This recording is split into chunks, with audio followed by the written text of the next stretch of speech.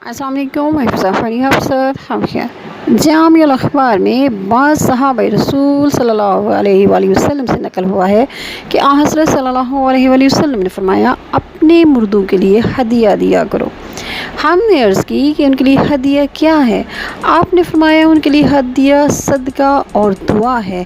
Knees आपने फरमाया कि मोमिनों की रूहें हर जुमा को आसमान दुनिया पर अपने अपने घरों के सामने आती हैं और दर्द भरी आवाज़ में रोते हुए पुकार कर कहती हैं, ए मेरे अहले औलाद, ए मेरे माँ बाप और रिश्तेदारों, जो माल हमारे हाथों में था इसमें से हम पर मेहरबानी करो कि उस माल का हिसाब और अज़ाब तो हम पर है, मगर इससे फ़ायदा और लोग हासिल कर रहे हैं।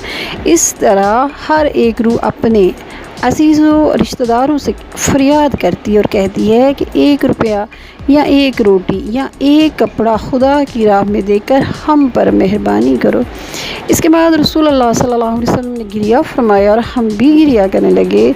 जब आप जोश गिरिया की वजह से बात ना कर सकते थे, इस वक्त आपने फरमाया कि ये तुम्हारे दीनी भाई हैं जिनको मिट्टी ने ढांप पर रखा है कि वो इससे पहले नेमत मुसर्रत से जी रहे थे। उनकी जान पर जो अज़ाब और सख्ती वारिद हो रही है उसके बायस वो फरियाद करते हैं और कहते हैं कि हाय अफसोस, क्या ही अच्छा होता कि हम अपना माल खुदा की राह में खर्च करते तो आज तुम लोगों के मुहताज ना होते। और फिर वो हसरत और निदामत के साथ वापस हो जाते हैं। आप सल्लल्लाहु अलैहि वसल्लम ने हदायत फरमाई कि मुर्दों के लिए सदका देने में जल्दी किया करो।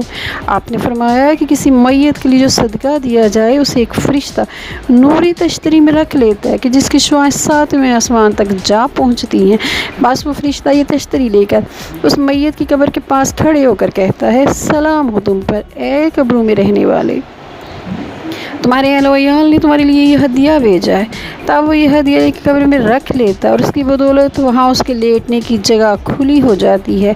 उसके बाद रसूलुल्लाह सल्लल्लाहु अलैहि वसल्लम ने फरमाया कि तुम में से जो शख्स किसी मैयत के लिए सदका देकर उस पर मेहरबानी करे तो खुद उसके लिए खुदा ताला की तरफ से ओहद के पहाड़ के बराबर सवाब लिखा जाएगा और रोज़े क़यामत वो अर्श इलाही के साया में होगा। हालांकि इस दिन सवाए अर्श के कहीं साया ना होगा। मालूम हुआ कि सदके के वसीले से ज़िंदा और मुर्दा दोनों ही निजात हासिल करते हैं। वमा अलैना इल्लल बलागुल मुबीन। अस्सलामु अलैकुम व रहमतुल्लाहि व बरकातुहू।